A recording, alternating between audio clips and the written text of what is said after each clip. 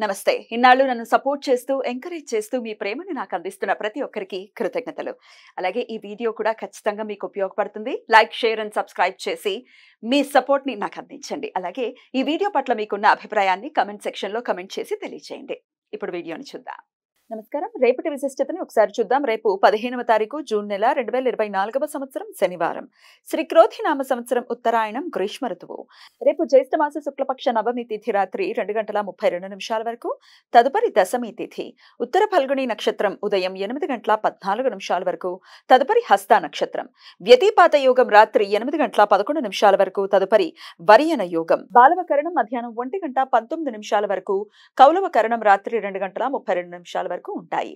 నక్షత్ర వర్జం సాయంత్రం 5:40 నుండి 7:28 వరకు. అమృతకాలం రాత్రి తెల్లవారుజామున 4:28 నుండి ఎల్లుండి ఉదయం 6:16 వరకు.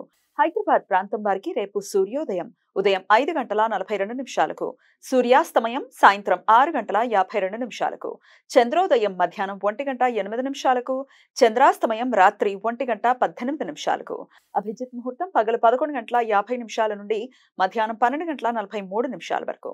దుర్ముహూర్తం ఉదయం 5:52 నుండి 7:27 వరకు. రాహుకాలం ఉదయం 8:59 నుండి 10:38 వరకు. గుళిక కాలం ఉదయం 5:42 నుండి 7:21 వరకు.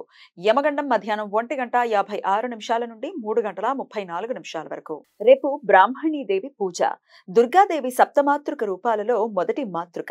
గాయత్రీదేవి మరో అంశ అయిన బ్రాహ్మణి బ్రహ్మదేవుడికున్నంత శక్తి సామర్థ్యాలు ఉన్న రూపం.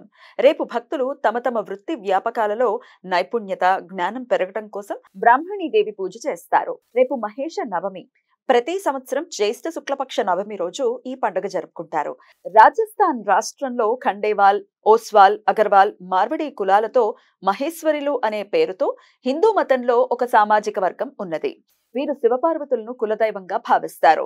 జ్యేష్ఠ శుక్లపక్ష నవమి రోజు మొదటిసారిగా శివుడు భక్తులకు దర్శనం ఇచ్చాడు అని, రేపటి నుండి మహేశ్వరుల సామాజిక వర్గం ప్రారంభం అయ్యిందనే నమ్మకంతో మహేష నవమి పేరుతో ప్రతి సంవత్సరం వైభవంగా పండుగ జరుపుకుంటారు.